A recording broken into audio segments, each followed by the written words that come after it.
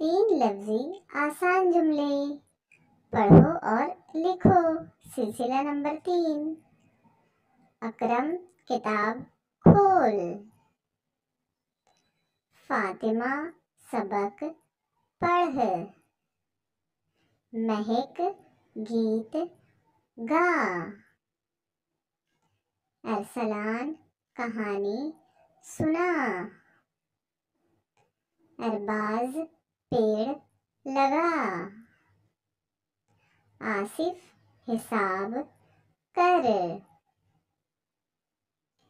अरहमा इबादत कर। अकरम नमाज पढ़। हिना ड्राइंग बना। हमेशा सच बोल।